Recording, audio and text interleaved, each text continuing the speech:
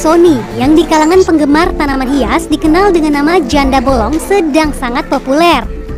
Tanaman merambat yang termasuk dalam famili Arachea atau Aroids ini bisa terjual hingga ratusan juta rupiah. Harganya ditentukan dari jumlah daun yang dihargai 20 hingga 25 juta rupiah per helainya. Daun yang berbentuk seperti jari dan berlubang-lubang serta perpaduan warna hijau, putih, dan kuning menjadi daya tarik yang membuat janda bolong semakin diminati.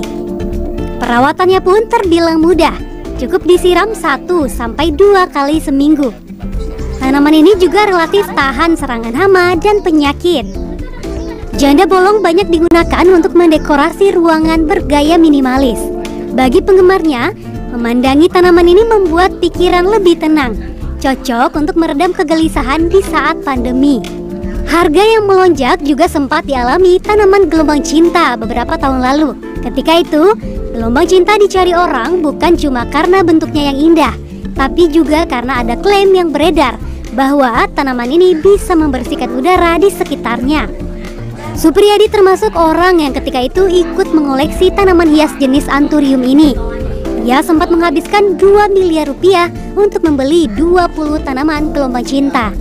Namun, Supriyadi malah mengalami kerugian yang sangat besar ketika harga gelombang cinta mendadak terjun bebas karena pasokan yang melimpah seiring permintaan yang mulai melemah. Menurut Supriyadi, itulah risiko mengoleksi tanaman mahal. Meski fenomena gelombang cinta pernah membuat banyak orang merugi, para penggemar dan pedagang janda bolong optimistis tanaman ini masih membawa cuan hingga beberapa tahun ke depan.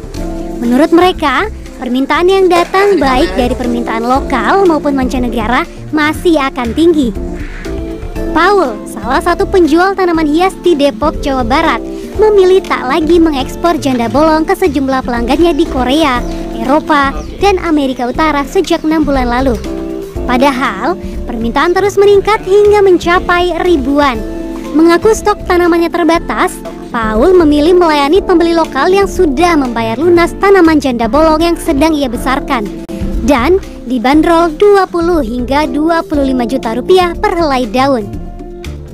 Saya rasa kalau zaman gelombang cinta itu kan marketnya seperti dibuat jadi tanaman itu hanya berputar-putar di sekitar pasar lokal aja. Kemudian saya tahu betul memang ketika di sini dibuat ramai apa segala macam, sementara barang itu ternyata ada dari Thailand sama dari Brazil, dari mana tuh barang itu masuk ke Indonesia.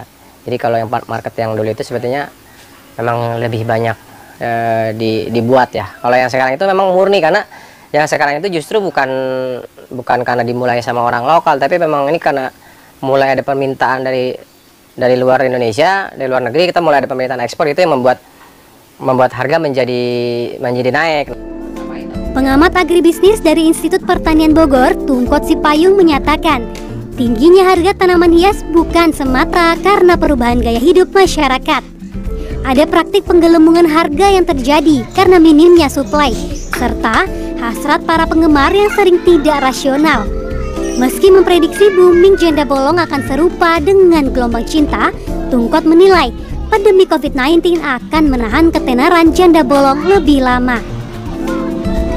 Rekor harga tertinggi penjualan tanaman hias jenis Monstera tidak hanya berlaku bagi janda bolong, tetapi juga varian Monstera lainnya. Sebut saja Monstera obliqua yang per helai daunnya dijual 25-30 juta rupiah, atau Monstera albo variegata yang dibanderol 30-50 juta rupiah per helai daunnya. Ada juga Monstera deliciosa white monster dan Monstera mint yang harga daunnya dipatok 50 juta rupiah per helai.